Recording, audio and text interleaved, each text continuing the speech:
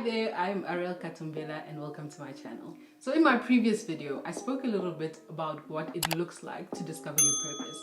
And one of the points I made is being prayerful. And while you're prayerful, just waiting on God. And I know we're told a lot of times to wait on God, wait on God, wait on God. But the process of that is not really explained to us all the time. So I'm going to tell you a little bit about what God taught me about the waiting process and how I have grown so much learning to be still in the waiting. There are two passages I'll be looking at regarding this. So I'll read those and we'll dive into it. The first one being James 1 verse 2-4. And it says this: "Count it all joy, my brothers, when you meet trials of various kinds. For you know that the testing of your faith produces steadfastness.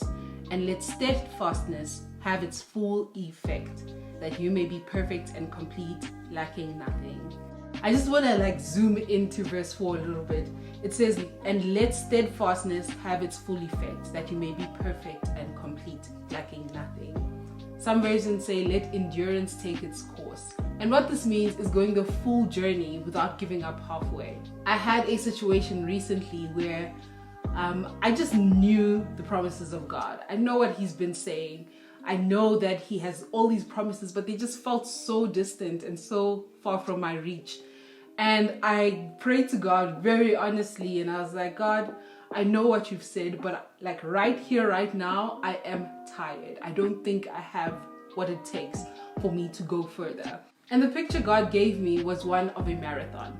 I'm not gonna front like I've ran a marathon before, but watching it on TV in itself is exhausting because you do see how people get to a point where their bodies are giving in, yet they make the conscious decision to keep pushing and keep running. They've given up so much to be there, and there's so much reward that comes from finishing the race.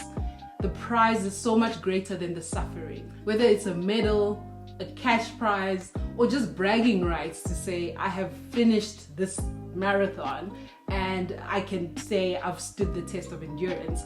All of these things are a great prize that awaits those who endure in a marathon. What doesn't happen, however, is if you're running this marathon and you get tired 3/4 way into it, the organizers won't be like, "Okay, stop, she's tired. Everyone just, let's quit this thing and take the finish line and move it to where she has stopped." That's not a thing. The finish line remains where it is, and it's up to the person running to get to it, not the other way around. And sometimes that's what we expect for our own lives. So when we're told in James 1 verse 4 to allow endurance to take its course, or let steadfastness have its full effect, this is what is meant. Don't tap out before the whole race is over. There's so much reward that comes from waiting on God. There's just the biggest reward that comes from going the full race. And an encouragement to you, if you feel like you've waited a lot, is that when you're running a race and when you're in some kind of marathon, if you feel super tired, if you feel ready to give up, that probably means you've ran most of the race already. So all you should do and all you can do is run forward. I hope that's a helpful metaphor when it comes to endurance. A second thing that the Lord placed on my heart was the idea of faithfulness.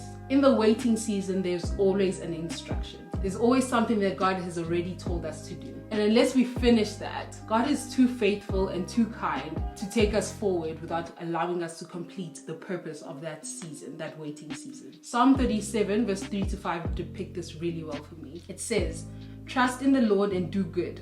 Dwell in the land and befriend faithfulness.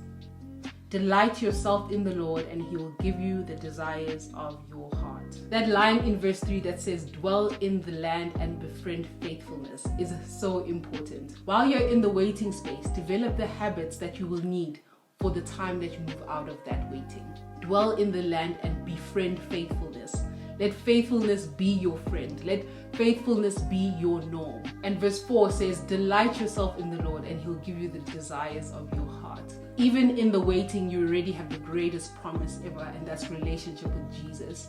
That's the promise of the Messiah Himself, active in your life at the moment. So delight yourself in Him. Give yourself the opportunity to worship and have joy and praise even in the waiting, because even there you have the greatest, most ultimate prize, and that's Jesus Himself and relationship with Jesus. Finally, verse 5 says, Commit your way to the Lord, trust Him, and He will act. For me, this makes me think about all the detours that we might take in not being faithful. So God gives us direction and instruction, and we try to do things our own way. Those detours end up prolonging the journey and prolonging that process. But when you commit that way to the Lord, you trust Him, He will act.